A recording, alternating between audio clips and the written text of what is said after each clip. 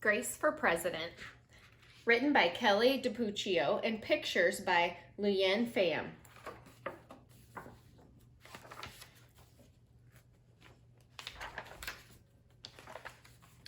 One morning in September, Mrs. Barrington rolled out a big poster with all of the president's pictures on it. Grace Campbell could not believe her eyes. Where are the girls? What a great question. That is a very good question, said Mrs. Barrington. The truth is, our country has never had a woman president.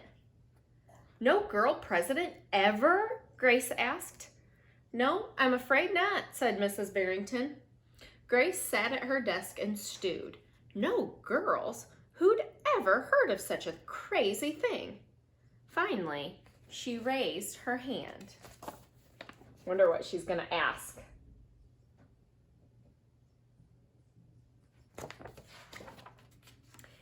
Yes, Grace? I've been thinking it over, and I'd like to be president. Several students in the class laughed.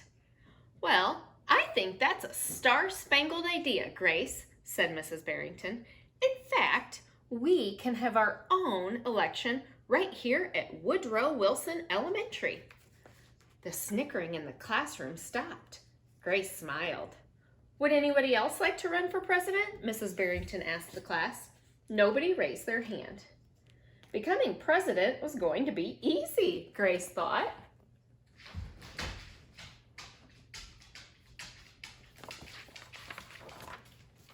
The next day, Mrs. Barrington made an announcement. In the name of democracy, I've invited Mr. Waller's class to join our election. Their class has nominated Thomas Cobb to be their presidential candidate.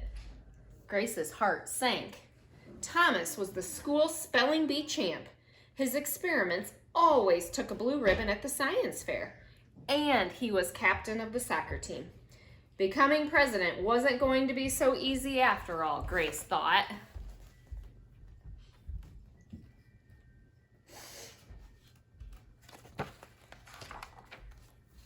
The teachers put the names of all 50 states and the District of Columbia into a hat. Everyone except for Grace and Thomas got to choose a state. I'm Texas, said Anthony. I'm New Hampshire, said Rose. I'm Michigan, said Robbie. What does the number 17 mean? Each state is assigned a number of electoral votes. That number is determined by how many people live in that state, said Mrs. Barrington. Each of you will be a representative for your state. Altogether, our country has 538 electoral votes, Mr. Waller explained. On election day, the candidate who receives 270 electoral votes or more wins the election. That's more than half of all the electoral votes, Mr. Waller said. Becoming president really wasn't going to be so easy, Grace thought.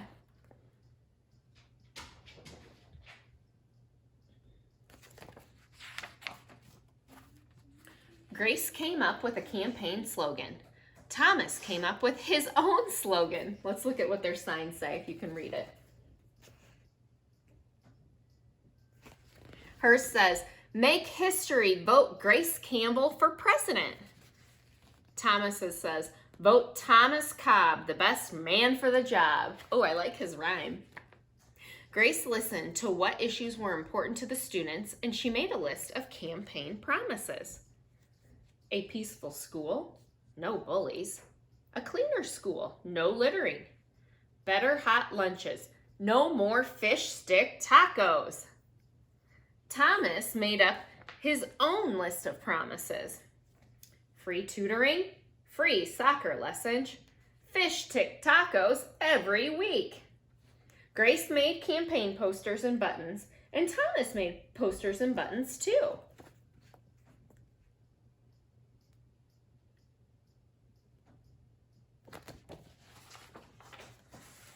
I love all these signs. Each week, the teachers set aside time for the candidates to meet with their constituents. Polls were taken. Voters were making their choices. Look at the different signs and posters in the background.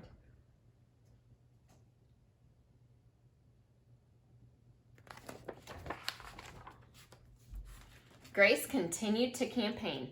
Vote for Grace. At recess, she gave speeches. During lunch, she handed out free cupcakes.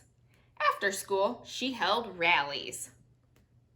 These are so cool. I love all her cool ideas to get people to vote for her.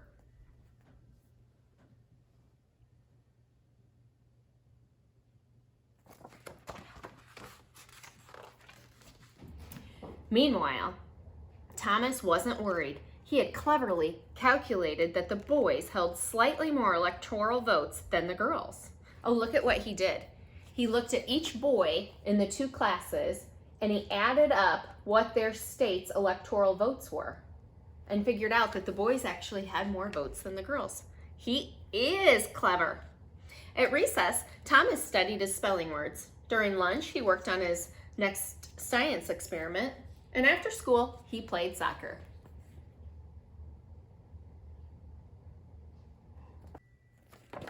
Let's see what happens. Even before the election, Grace made good on her promises. She joined the safety squad. She organized a school beautification committee, and she volunteered her time in the school cafeteria. She's busy. Grace is a busy girl. Look how busy she is, and she's tired. She needs a nap.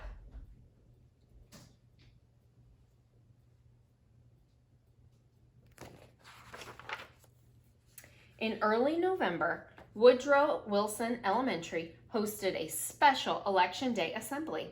Grace and Thomas took their places on stage as the school band began to play. Henry was the first representative to approach the microphone. The Yellowhammer State of Alabama cast its 9 electoral votes for Thomas Cobb. The Last Frontier State of Alaska cast its 3 electoral votes for the best man for the job, Thomas Cobb. The Grand Canyon State of Arizona cast its 10 electoral votes for Grace Campbell, Hannah called out. And so it went. State after state after state cast their electoral votes. The scoreboard in the gymnasium kept track of all the totals.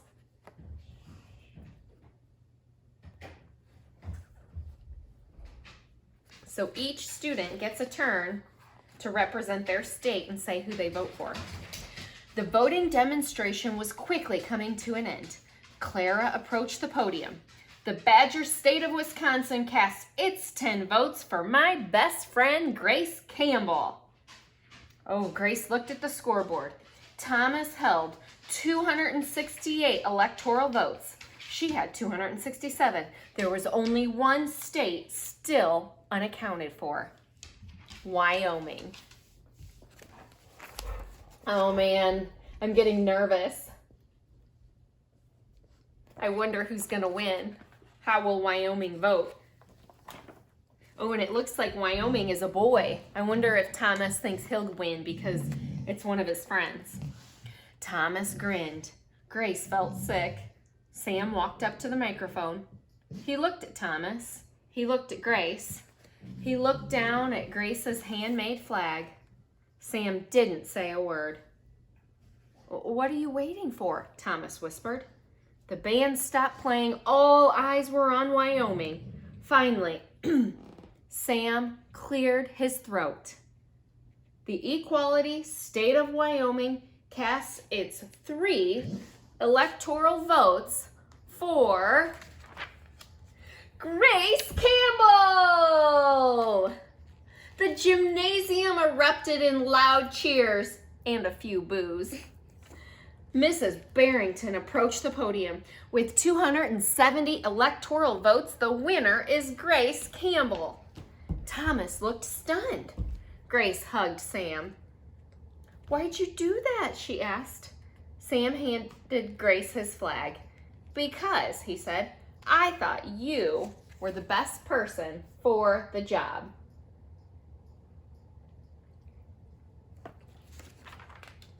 The following week, the students in Mrs. Barrington's class were preparing for their career day presentations. Grace volunteered to go first. She stood at the front of the room and glanced at the poster still hanging on the wall.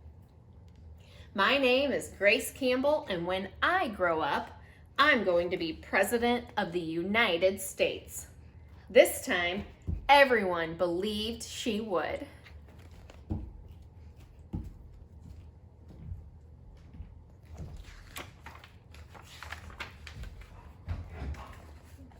That's cool. There's a picture of what could be her one day, being sworn in as the president. You can see that she's at the White House. That would be so cool, wouldn't it? I hope you guys liked this book about Grace for President. I loved how she continued to work on her campaign and didn't get worried about what other people might do or think. And she was willing to go out on a limb and be brave and try something that nobody's ever done before. A woman president. See you guys. Have a great day.